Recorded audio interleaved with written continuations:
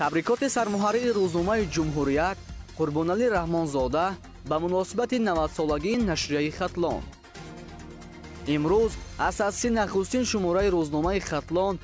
нашрияи расмии мақомоти иҷроияи ҳокимияти давлатии вилояти Хатлон 90 сол сипарӣ мешавад. рӯзномаи Хатлон дорои таърихи қадима ва мактаби эътирофшудаи рӯзноманигории тоҷик буда, дар 90 соли арзи ҳастӣ барои рушди вилоят дар маҷмӯъ Тоҷикистони азиз таблиғу ташвиқи ғояҳои ободкорию созандагии давлат ва таҳкими сулҳу ягонагӣ саҳми беандоза гузоштааст. нашрие ки дар гузашта бо номҳои сохтмони зардори вахш, ҳақиқати кӯлоб, роҳи ленинӣ, коммунисти Қурғонтепа, ҳақиқати Хатлон, ҳақиқати Қурғонтепа, навиди вахш рӯйчоп меомад, ҳанӯз соли 1931 сохтмони зардори вахш ва тибқи маълумоти манбаъҳои дигари таърихӣ солҳои 1932 ва 1933 дар водии вахшу минтақаи Кӯлоб таъсис ёфта, охири солҳои 80-ум, аввали солҳои 90-ум дар натиҷаи якҷоя шудани ду вилоят Қурғонтепа ва Кӯлоб идораи ин ду нашрия бо ҳам омада номи рӯзнома ҳам номи вилояти нав Хатлонро гирифт. метавон гуфт ки нашрияи мазкур ба журналистикаи минтақавӣ дар ҳудуди имрӯзаи вилояти Хатлон замина гузоштааст. нашрия махсусан дар самти инъикоси масъалаҳои вобаста ба бунёди иншооту сохтмонҳои азим, ташкили ҳаёти нав ва масоили адабию фарҳангӣ нақши созанда ва пешоҳанг дошт. дар саҳифаҳои рӯзнома асосан меҳнати пурмашаққати бинокорони сохтмони вахш дар солҳои 30-уми қарни пешина,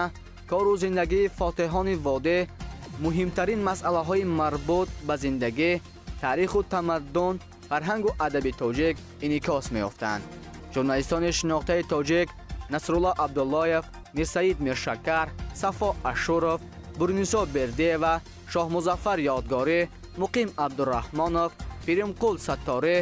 Абдуллоҳ Муродов, Акбар Муслимов, Ғаффор Мирзо,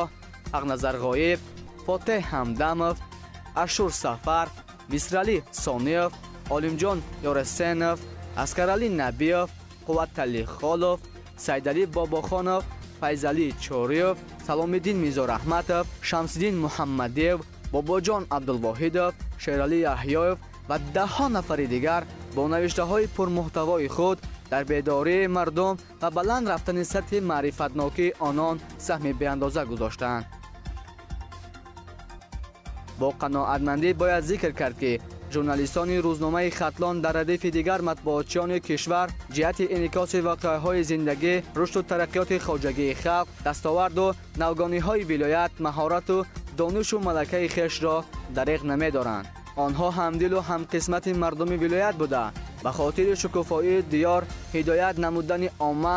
ба мардум расонидани ҳадафҳои наҷиб, сиёсати хиратмандона ва башардӯстонаи роҳбарияти давлат, ҳукумати ҷумҳурии Тоҷикистон ва мақомоти иҷроияи ҳокимияти давлатии вилояти Хатлон ҳиссаи сазовор мегузоранд. ҳайати эҷодию техникӣ ва кулли алоқамандони Хатлонро ба муносибати 90-солагии таъсиси нашрия сидқан муборакбод гуфта, ба онҳо комёбиҳои эҷодӣ ва рӯзгори ободу осуда